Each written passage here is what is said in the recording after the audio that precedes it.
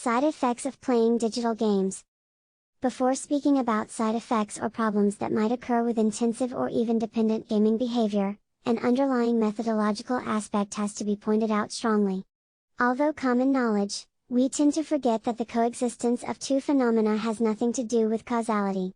Even if we would find that gamers in general suffer significantly more often from psychological disorders than the general population, besides the fact that there is no evidence that we could ever calculate a result in that direction, we would not be allowed to conclude that they are showing more psychological disorders because of gaming.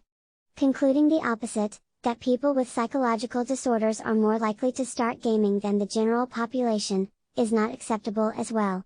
In addition to the problem of causality, an entire group of other methodological aspects that go along with gaming research has not been mentioned yet. Hence, a short discussion about other critical research aspects is included in the lecture about ethical aspects. As mentioned above, most research studies concentrated on the negative side effects of playing digital games over the last years. In general, the perception of gamers in mass media is that they are highly addictive, that games can lead to social isolation or evoke depressive tendencies, and promote violence or cause aggressive behavior. As discussed, the methodology of such findings has to be analyzed in depth before any conclusions can be drawn. Yet, some studies indeed show negative aspects of using online games as mentioned above, such as problematic computer gaming behavior, social isolation, and aggressive tendencies of computer gamers. However, contrasting findings exist as well, which suggests that the common stereotypes of online gamers are wrong. Although widely and inflationary used, there is a huge lack of conceptualization in the concepts of pathological computer gaming or computer game addiction. Several definitions, criteria and descriptive symptoms make it very difficult to characterize the maladaptive behavior of problematic computer gaming. An analysis of the studies over the past years reveals that some core criteria seem to be relevant over conceptual frameworks and might therefore have an especially high relevance for operationalization: A. Withdrawal symptoms, B. Relapse/loss of control, C. Tolerance, D. Preoccupation, E. Negative consequences, and F. Mood modification. Some authors suggested that the elements such as mood change, tolerance and cognitive, and not behavioral, preoccupation should be explained better by using the term highly engaged gamers, because the players show merely symptoms according to a high level of interest in the given activities. Therefore, it makes sense to distinguish between an addictive and an engaged behavior. There are significant differences between highly engaged players and addicted players, with highly engaged players often mistaken as addicted. Addicted players spend significantly more time playing Warcraft, and there are more negative consequences in their lives, resulting in poorer quality of life, in comparison to highly engaged players. Therefore, it makes sense to distinguish between these two types of gamers. Beyond these discussions about terms and definitions of problematic behavior in computer games, recent research indicates that there are differences between several game types regarding problematic computer gaming behavior and psychopathology.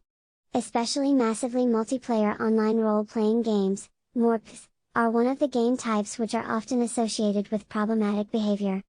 Especially the social elements of MORPs lead to addictive behavior. Other computer game types, such as real-time strategy games and ego shooters, are less linked to problematic computer game behavior as a form of a behavioral addiction. The general stereotype of a gamer is that he or she is socially isolated and sitting alone in front of a computer. Several studies succeeded in revealing the contrary. For example, some found MMORPG players not to be socially isolated, instead interacting in real time with other players to gain goals and achievements and in order to survive. MORPs require a certain level of social skills. Unsocial behavior is not accepted in most guilds of MORPs such as World of Warcraft. Yet, this observation is not limited to MORPs only. The majority of recent ego shooters and real-time strategy games are also playable online with the possibility or exigency to interact with others.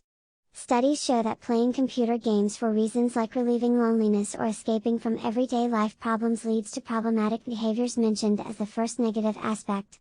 Another common stereotype, especially communicated by mass media, is that the average game player is aggressive and violent. Indeed, many popular computer games on the market include explicit violent and aggressive content.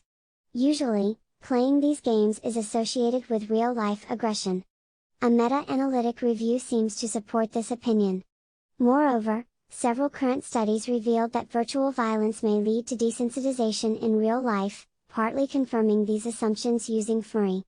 These studies show that the act of killing virtually is connected with a decreasing potential in regions of the brain which are associated with empathy.